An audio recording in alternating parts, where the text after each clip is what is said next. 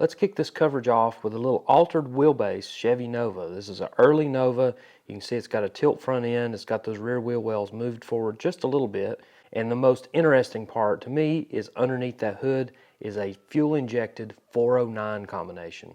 You hardly ever see a 409 in a Chevy 2. You certainly don't see that many W motors out there being drag raced. And he was beating on this one pretty hard. It's a neat combination, stick shift car, really cool vintage style build. So I wanted to clear up a few things before we get too deep into this video because it can be confusing and the internet hasn't really helped us define some of these terms, because you will hear me say AFX, you'll hear me say altered wheelbase, you'll hear me say match race, and you'll hear me say funny car. And all of these things are not necessarily the same, and these cars changed quickly. They changed simultaneously. These terms are all part of the evolution of what we now know as funny car racing. While the Chrysler boys were doing altered wheelbase, Jack Chrisman was doing a blown nitromethane powered stock wheelbase car. And as time went on, these two things merged together and we saw fuel burning altered wheelbase cars that were match racing each other in classes that didn't exist. The rules were not made yet. And these rules didn't really start taking shape until about 1967. That's when the first funny car eliminator happened, and that's when Doug Thorley came out with his Corvair and won the first funny car eliminator. So these cars changed quickly. By 1966, we're talking about fiberglass bodies and round tube chassis. We're talking about big time advancements in what we now know as funny cars. For years, the dragsters and the roadsters and the altereds, those were really the top dogs of drag racing. A man by the name of Jack Chrisman was one of the pioneers of dragster racing, and he raced all through the 1950s and ultimately ended up driving for Mickey Thompson. He was a well-known driver that won lots of races, but in 1963, Jack encountered a rear-end breakage that injured him pretty severely. Even though Jack was hospitalized and had a long road to recovery, he stayed in the drag racing community and he got a job with the NHRA selling advertising for the National Dragster magazine. Now this allowed him to make some really great relationships with people in the automotive industry. One of those relationships was with Fran Hernandez. Now he was in charge of the Ford drag racing team and he was responsible for putting together some awesome packages that raced in super stock and a new class called Factory Experimental. Factory Experimental was broken into 3 divisions, A, B, and C, based on the weight of the car and the cubic inches of the car. So it was split up sort of how the gas classes and the altered classes were split up, whereas Superstock was split up by the advertised shipping weight of the car against the advertised horsepower of the car. So this really allowed the factories to get involved and experiment, hence the name, with different engine combinations. So in the case of Ford and Mercury, they were putting big 427 cubic inch engines into small and mid-sized cars like the Mercury Comet. This class really kicked off in 1962 but evolved very, very quickly, and by 1964 there was a new rule in place that allowed a 2% wheelbase alteration.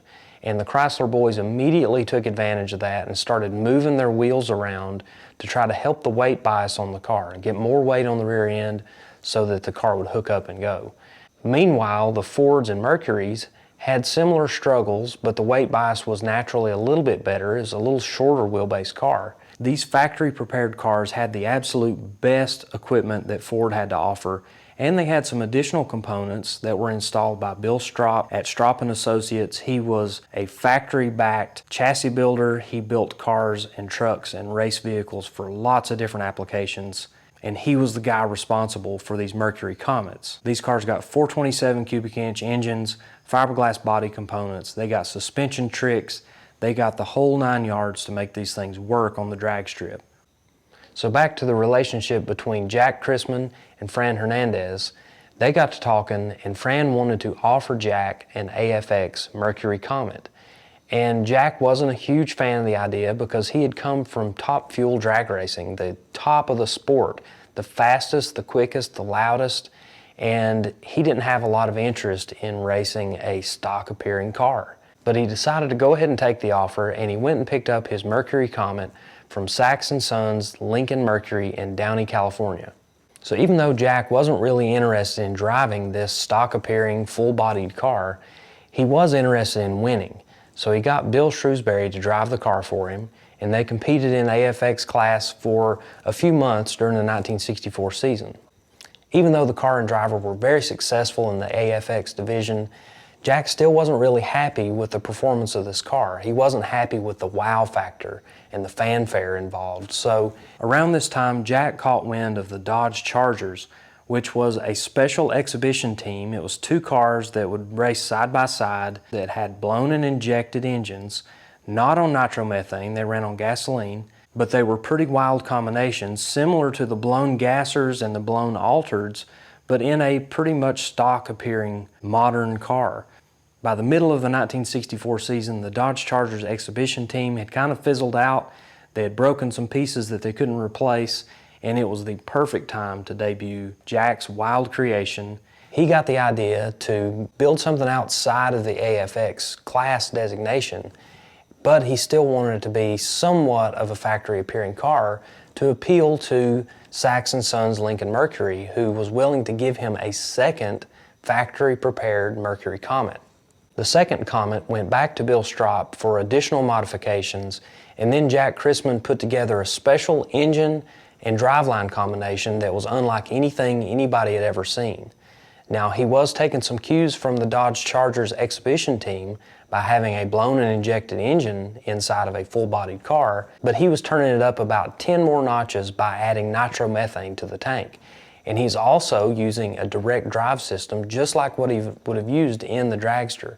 So this was a true combination of top fuel dragster in a factory appearing car. It was something that hadn't been done before, and by most people's definition, it was the very first funny car. Jack Chrisman's supercharged Cyclone made its public debut on July the 12th, 1964 at Fremont Drag Strip in California. The car ran in the tens at 148 miles per hour, smoking the tires most of the way down the track. And then its huge debut, where it got a bunch of notoriety, was at the 1964 NHRA Nationals in Indianapolis. Any car running any type of exotic fuel other than gasoline had to be classified as a fuel dragster. And that's exactly what happened with the Jack Chrisman car. It ended up being placed in B fuel dragster. After Jack pretty much blew everybody's mind at the Nationals, other people started building cars similar in nature. Now, not all of them had superchargers, not all of them had nitromethane in the tank, not all of them were exactly like this, but it really inspired a lot of creative builds. Some of them had altered wheelbase, some of them had really wild engine setback. There was really no set of rules that applied to this type of car. And things only got weirder at the 1965 AHRA Winter Nationals, which is held in January at Beeline Dragway in Arizona. This is the first big race of the year. It's not an NHRA race, but it's still very big, and it saw the introduction of the wildly altered wheelbase Mopars. So Dick Landy and a couple other cars showed up at Beeline with this drastically altered wheelbase, like a stretched out nose, the rear wheels pushed way forward with a ton of overhang on the back. And it's understood that that's where the term funny car came from, is these drastically altered wheelbase cars. They just looked a little bit funny, and that's the name that the announcer came up with, and it's the name that stuck for all these years. Jack could see some evolution happening with these full-bodied cars with nitromethane, big engines, altered wheelbase. He could see those changes happening, so he took this opportunity to tear the car down, send it back to Bill Stropp again to be completely rebuilt and set up for the new season. Number one on the long list of upgrades this car was going to receive was the brand new single overhead cam Ford engine. This is 427 cubic inches, giant cylinder heads, the best technology that Ford had to offer, and one of the challenges was going to be fitting it in between those stock shock towers. So a solution for this problem was setting the engine way back.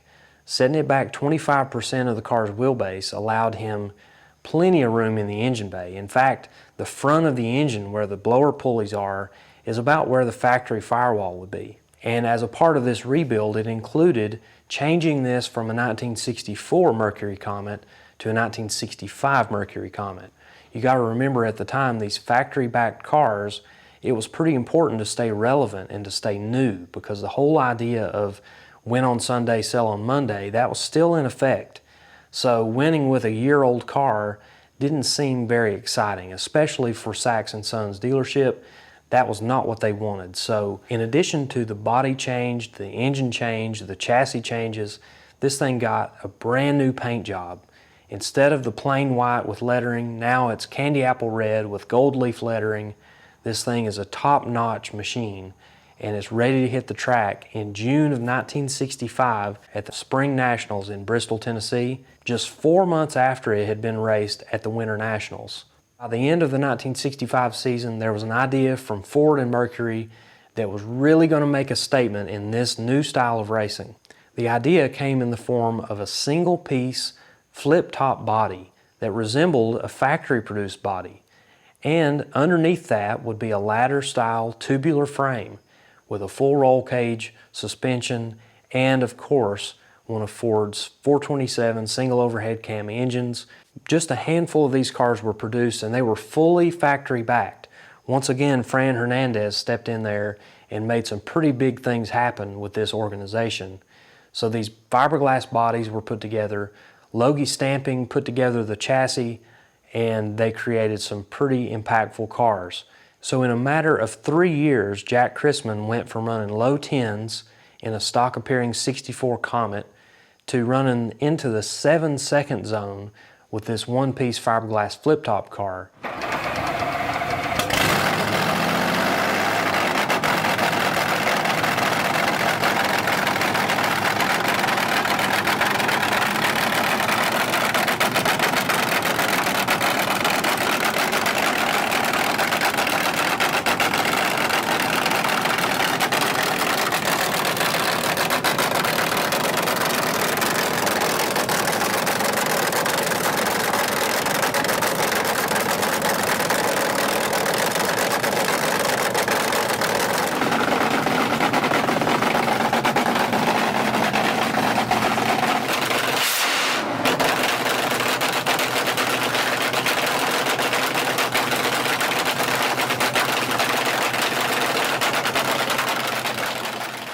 Now this is where the term funny car came from. These early altered wheelbase cars just looked funny. The rear axle was pushed forward, the front axle was pushed forward, but these are the predecessors to the flip-top funny cars that came out just a couple years later. Andy Adcock and his son Jim, they were racers from Amarillo, Texas, and they had previously raced a Z11 Impala. Back when that was a factory program, they raced that in Superstock. Even though Chevrolet pulled out of the drag racing program, they were still able to get their hands on a body in white, which was this 1965 Chevelle 300. This is a base model, 2-door post, would have typically had a 6-cylinder and a 3-speed on the tree, just your base model car. But this one actually didn't have any engine. It was delivered with no VIN, no drivetrain. This was just the makings of a race car. So this thing was actually delivered to Plain Chevrolet in Amarillo, and it was essentially a blank canvas. And what you'll find with a car like this is that they change dramatically at a very fast pace. These really hacked up steel body cars were the beginning of the funny car days. So the first known picture of this car is from June of 1965 at Amarillo Dragway. And you can see here that they haven't altered the wheelbase. It's still running the stock frame. It's still a largely stock vehicle. So when they first built this car, they wanted to save weight any way that they could, so they put a fiberglass front end on it. But it was so early in the 65 year that they didn't have a 65 fiberglass front end. So they actually went backwards, put a 64 fiberglass front end from Fibercraft in California. You might notice that the stance is higher than normal, and that's because they replaced the original coil springs in the back with leaf springs, and also put leaf springs in the front with the straight axle. So this car sat, like a typical gasser of the 1960s. It went from a standard wheelbase to an altered wheelbase, and you'll see here in this picture from Tulsa, Oklahoma, this is definitely the most famous picture of this car because it's in a huge wheel stand, which became pretty normal for this car. The way the weight balance was on this thing, it would do wheel stands very easily, and he actually went and did exhibition runs against other wheel standers like the LA Dart. When he would come to town, they would do side-by-side wheel stands. So that was really cool. That not only was it a competitive car as far as side-by-side racing, that it was also kind of an exhibition type car. Now, in the early days of this car's history, it had a 376 cubic inch small block Chevy, internally injected, it had roller cam, it had the best of everything for 1965. And things changed quickly. By 1966, it had a 427 big block Chevrolet engine in it with Hilburn injection and nitromethane in the tank. And that really just sent the thing into even more evolution, because at that point the original chassis, the leaf spring suspension, all those things just were no longer relevant. So a brand new chassis was built by T-Bar. Now, they had built some dragster chassis and things like that, but this was the very first T-Bar funny car chassis. It's a center steer, no frills. I mean, it was very much a basic design with main frame rails, a very basic cage, and not much else. It was a very lightweight car. So at this point, it ran shortly as the Tiger II in this configuration, but then it completely got a makeover as far as the paint. It got a blue paint job and was renamed Blitzer. So at this point, the car was running in BXS. So you'll see that a lot of things are changing quick, and when you see it in this configuration, they had actually removed the B pillar, the post. They removed that completely, where it was just open air. So, you know, there just wasn't a whole lot of structure left in this thing. It was a cut up race car. Around 1968, it was sold, and it left Texas and went to Alabama.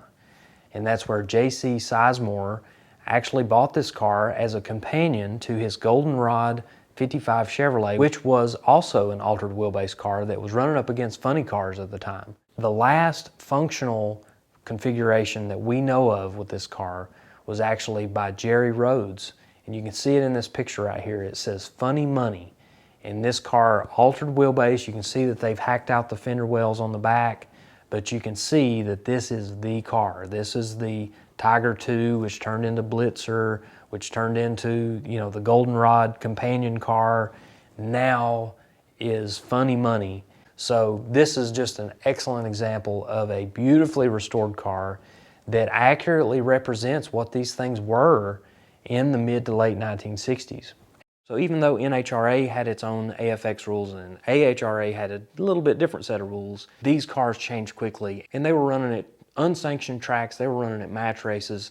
You know, there was a kind of an open rule book, especially in the Southeast, for these altered wheelbase cars. So at this point, Robert Nance alters the wheelbase on his AFX car. He moves the rear end forward, and you'll notice compared to some of the other altered wheelbase cars, he didn't actually stretch the front end. This picture was taken at Paradise Drag Strip in Calhoun, Georgia, and you can see the crowd is big, and they're right there on the starting line. You can see everybody's got their foot propped up on that wooden guardrail. I mean, obviously, this was dangerous. These cars were unpredictable, and they were right there on top of them.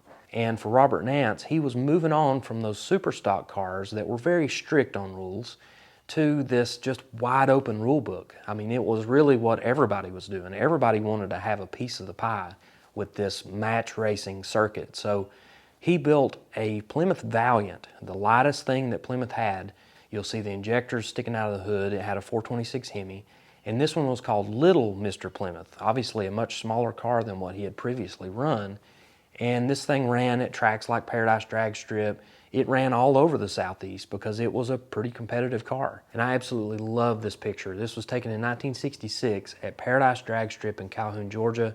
And you can see in the left lane, you've got Gene Cromer in the legendary Moonlighter Willis. This was a Ford-powered car. It was a gasser, but he would often run in match races and in funny car races because this thing was just so fast. And he's up against Robert Nance in the Little Mr. Plymouth Valiant. This Valiant didn't stick around for very long, but they made some mid-season changes to hopefully help with the handling, because this was already a short wheelbase car, and they moved that rear axle forward for weight transfer, but that made the wheelbase even shorter. So they ended up stretching the front end, and they used what they learned on that Valiant for their next funny car for the following year. This time, a long-nosed Barracuda. So the Barracuda had a completely fiberglass body, a tube chassis underneath, 426 Hemi with fuel injection, a very similar combination to what he ran in the Long Nose Valiant the year before. Alright, so we've talked about the factory experimental class, we've talked about some of the funny cars of the early days, but a car like this Ford Falcon is stuck in the middle. This was truly an outlaw car. There was not a class in NHRA or AHRA to fit a car of this caliber. This thing is truly just a match race car. So this was an altered wheelbase 1966 Ford Falcon. And the really crazy part about it is it's 100% homemade. And what I mean by that is it's not a production body. It's not a production chassis. It is a 100% fiberglass body that was built by Jimmy Phillips in Greenville, South Carolina. He also built the frame out of rectangular tubing, but even as wild as this Ford Falcon seems today, it was pretty normal to see a car like this, especially in the Southeast. These homemade combinations didn't last long. They may have only ran them for a year or two and then moved on to something else, but this is a piece of that history and it still survives today.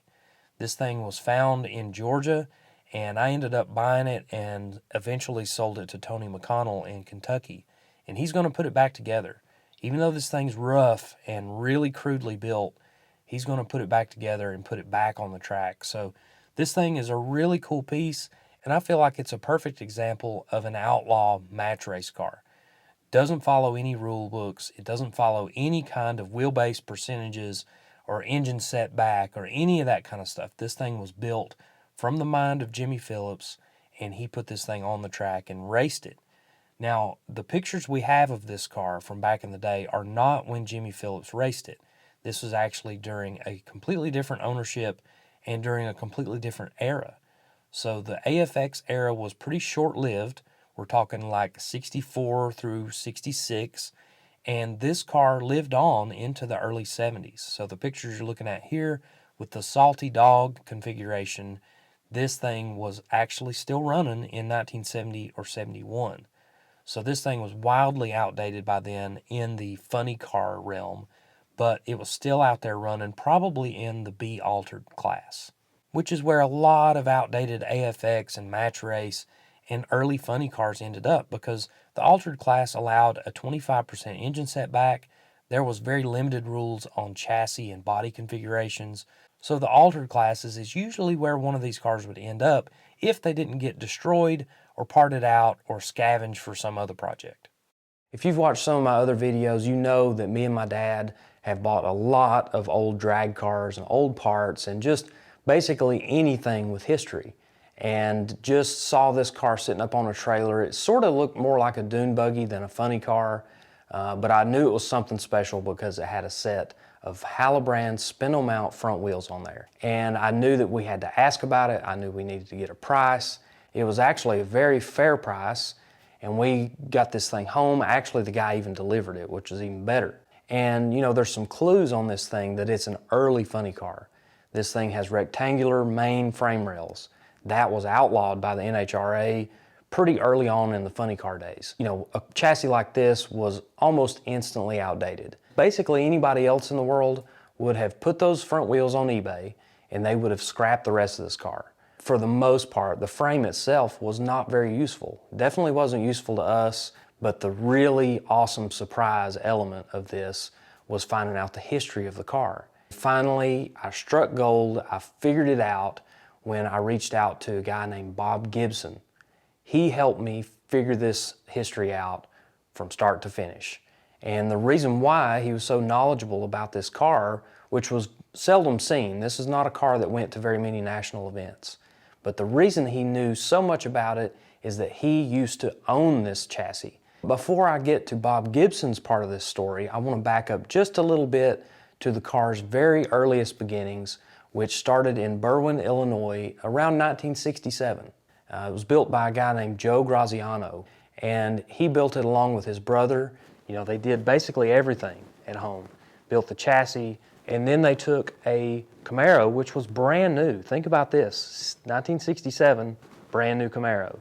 And they took this thing apart and gutted the back section of the car, the roof and the quarter panels, and the doors. It had steel doors on it still, but they were not functional. So This looked like a factory car from the doors back.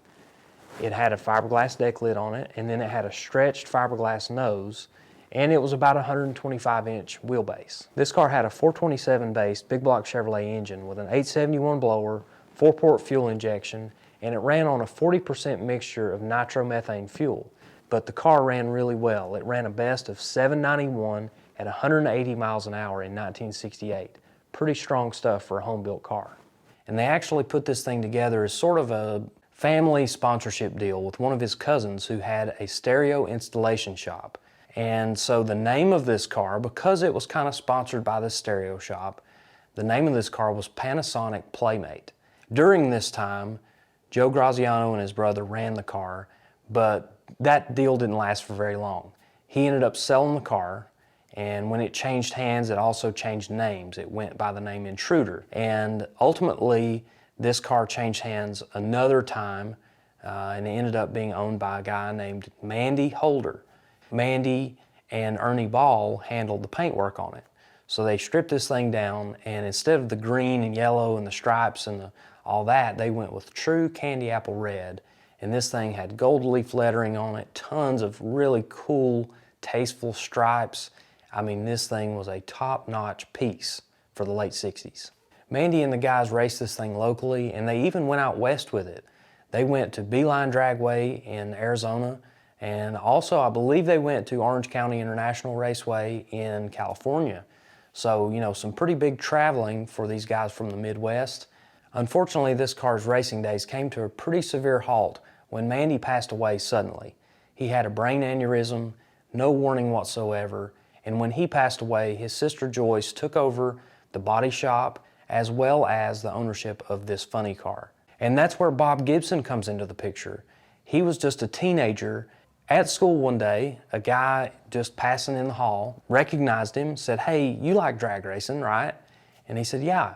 And the guy said, "I know where there's a funny car for sale. You need to go check it out." He walked to go check this car out, goes, knocks on the door, and Joyce opens the door. He kind of introduces himself, talks about, you know, that he heard that they had a funny car for sale. She immediately acknowledges that, yes, they do have a funny car for sale and that it's out back in the garage. You're welcome to go back there and look at it. So he did that, walked in there, and this thing is covered up with bed sheets. They had sort of made their own car cover out of bed sheets.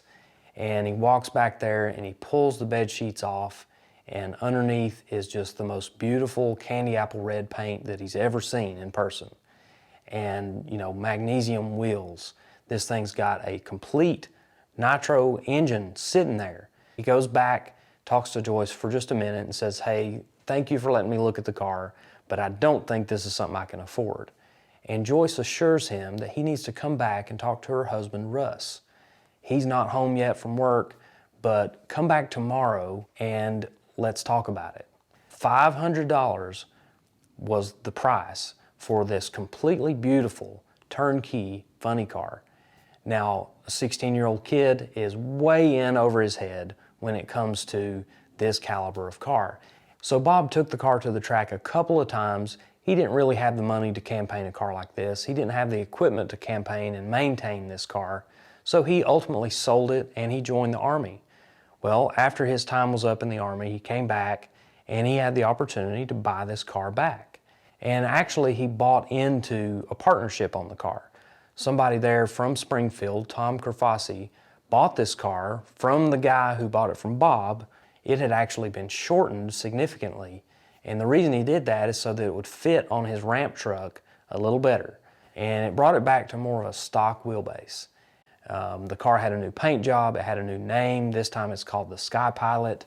So Bob stepped in as a partner on the car, and he helped Tom get the thing kind of sorted out and drove for him and everything. It was a really good partnership for a year or so.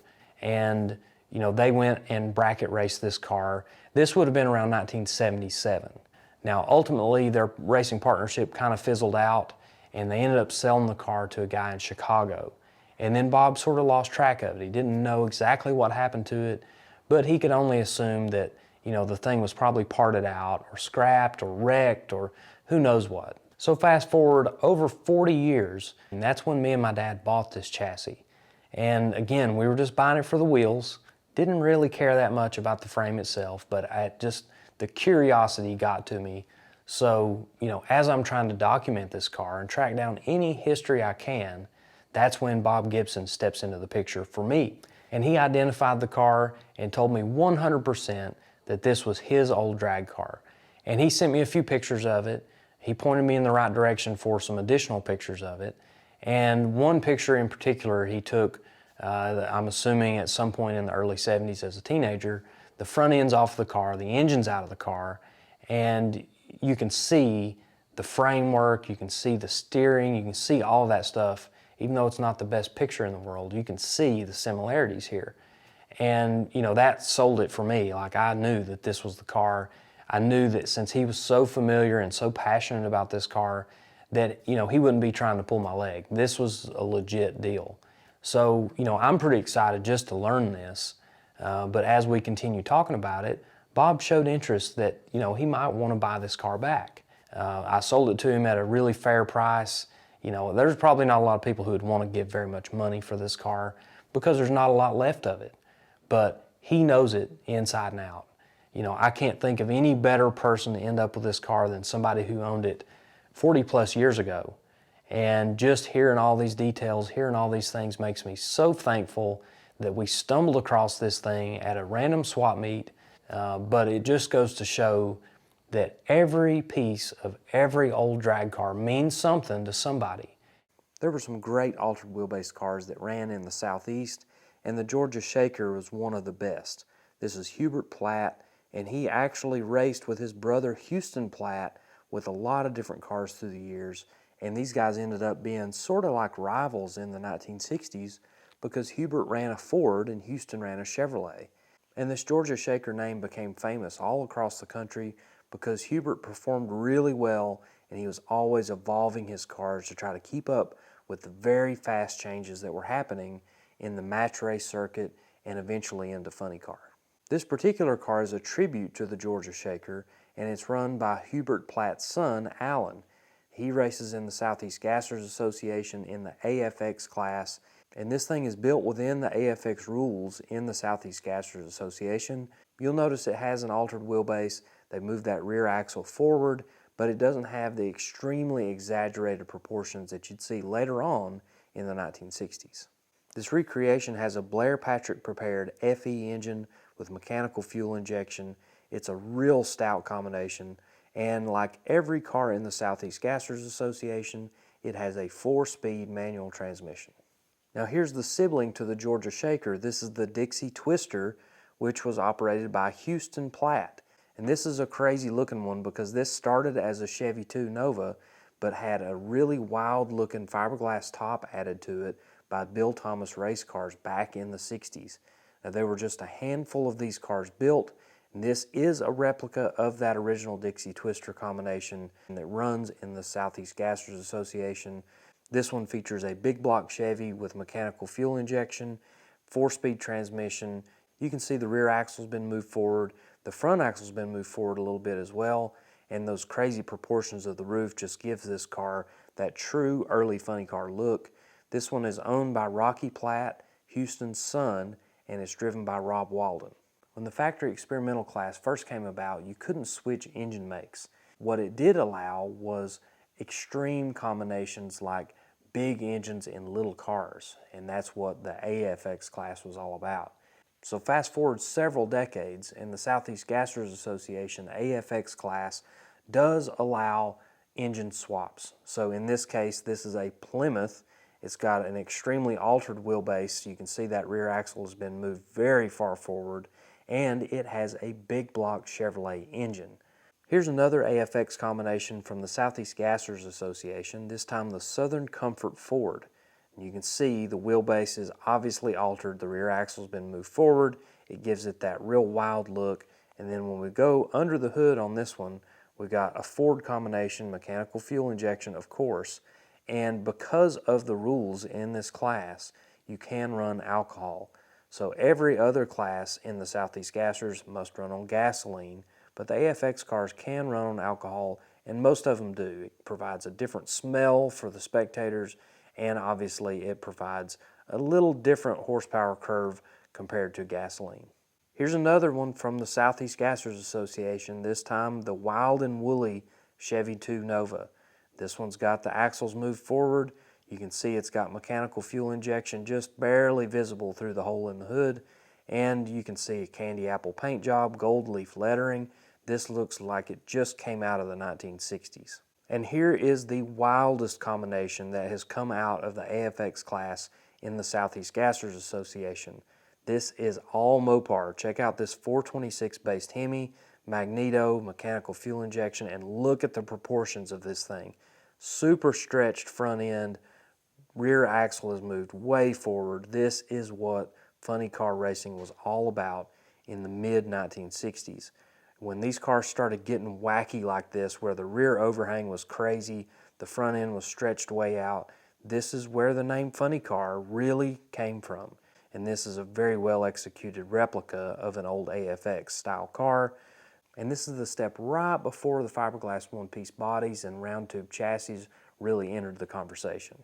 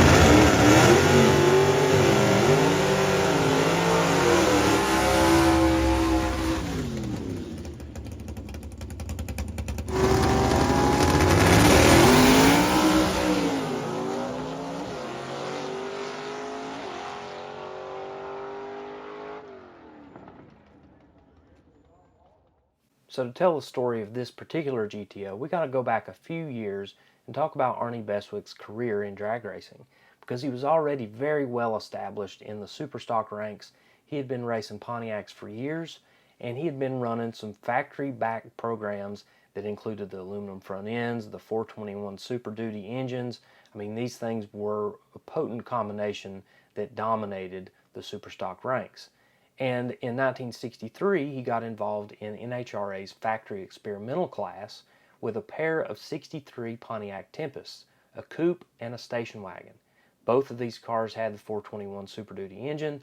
Both of these cars were very good performers, but this factory experimental class changed very quickly, and it evolved into something crazy by 1964 and got even crazier in 65 and beyond. So that's really where we're going to pick up here, is in 1964, that's when Arnie Beswick picked up a brand new 64 Pontiac GTO. Now, these were pretty high dollar cars. These were brand new. These were the beginning of the muscle car era, and he picked up one of these things. It had a 389 in it. He took that out immediately and put a 421, just like his other cars had, and went out and raced in this factory experimental class. At this point, 1965, that's where we saw the altered wheelbase cars from the Chrysler camp. We saw those debut at the AHRA Winter Nationals in Arizona. We saw the blown and injected combination on nitromethane that Jack Chrisman was running. We had already seen the Dodge Chargers. That was a trio of supercharged, full-body Dodges that really were just exhibition cars. And by this point, this class was no longer contained into one particular rule set. The NHRA had its rules, the AHRA had its rules, and then there was a whole nother breed of these cars that didn't fit any rules. They went and match raced other similar cars. These cars were truly outlaws. They were put together with combinations that did not make sense to any sanctioning body, but they made sense to the spectators. They made sense to the track promoters. They made sense to the racers, because this was an unbelievable time in drag racing history. So he builds a completely off-the-wall combination with a stock wheelbase, stock-bodied 64 GTO. The only not stock details on the body of this car is it had a one-of-one aluminum front end on it. So the aluminum front end was a thing that happened in 62 and 63, but it was not a thing in 64, and somehow, someway, Arnie got his hands on this aluminum front end. So by 1966, a lot of things were changing. He ran his 63 Tempest, which had been damaged in a transporting crash, and he altered the wheelbase on it, moving the rear axle way forward, putting a blown and injected combination in there. And this car was known as the Tameless Tiger. It is an iconic altered wheelbase car, and he ran this during 1966. While he also ran a more purpose-built 66 car. This was a 66 GTO, brand new body style, and it was a full fiberglass body, but it was not a one-piece tilt at the back flip-top body like what the Mercury guys were running. This looked much more like a factory-produced car. In fact, he didn't alter the rear part of the wheelbase, he only stretched the front. And in order to do that, he took the original 64 GTO frame from his 64 GTO, and he had Logie put a round tube front end on it, stretching the wheelbase a little bit. When he did that, he also moved the engine way back, up under the cowl, way back into the driver's compartment, and you'll see on this car that he is sitting way back in the driver's compartment, and he's sort of offset. He's kind of in the middle, but not quite.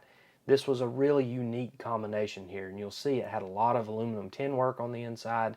It had one little seat, and you actually straddled the transmission. So you had your throttle pedal way over here to the right, and you had your brake set up over here on the left. This was a crazy combination, but it was par for the course for these really wild match race cars. So one of the things that Arnie wanted with this 66 build was for it to look more like a stock-bodied car than his 63 Tempest, which had that very unusual altered wheelbase look that spawned the term funny car.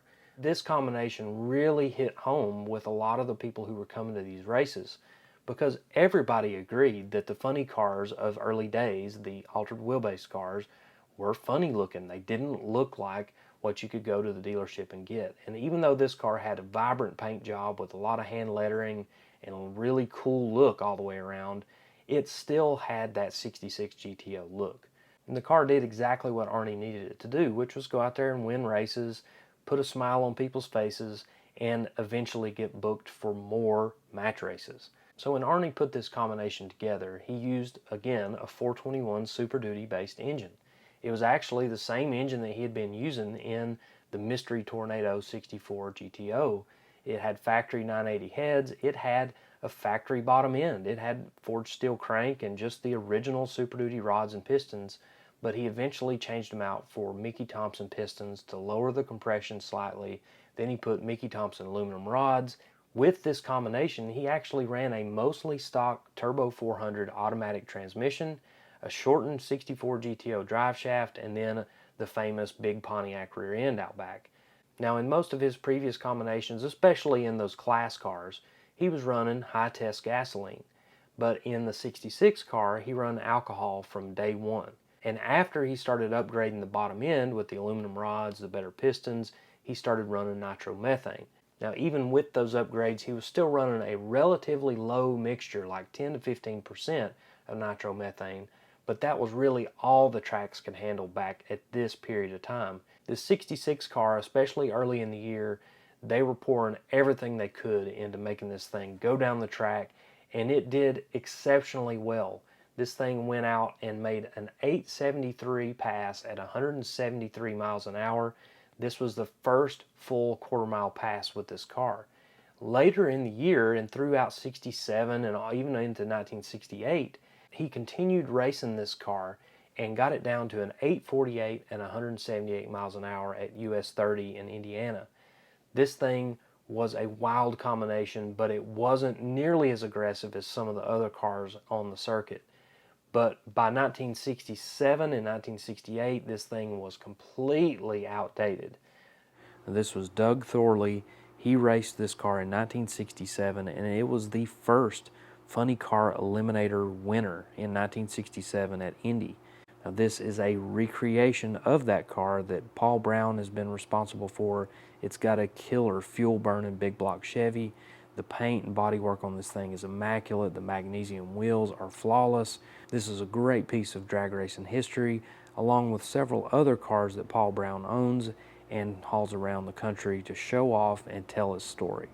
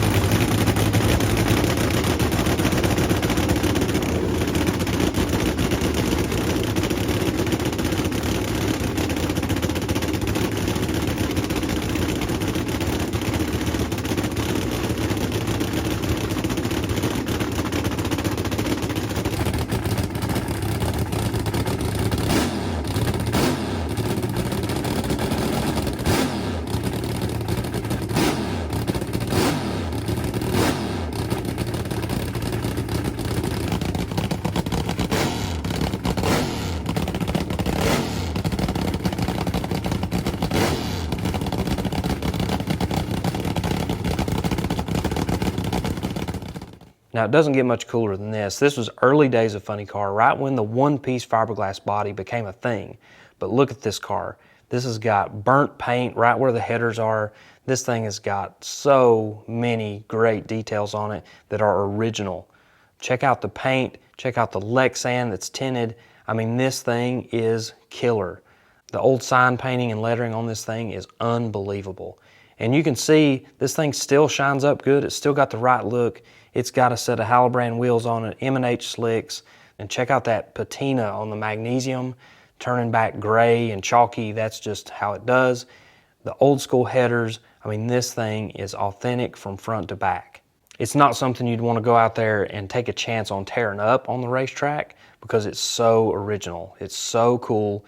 This thing has got all the right stuff. Again, just look at that paint. It's starting to come apart a little bit, but all of the important details are there. The old striping, all of this amazing work is still intact. This is a piece of drag racing history. Now here's another Dick Harrell funny car. This one a couple years later, but very nicely restored. Where the other car was preserved, this one, you can see the paint is immaculate, the candy apple red, the striping, airbrush work, it is beautiful. Polished magnesium wheels, you can see just so many great details.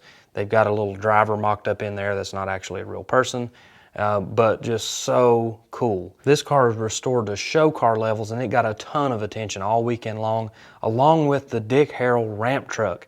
This is a 1970 C30, and this thing is just as nice as the funny cars. It is set up exactly like they had it back in the day with the old slicks on the roof. This is a perfect combination.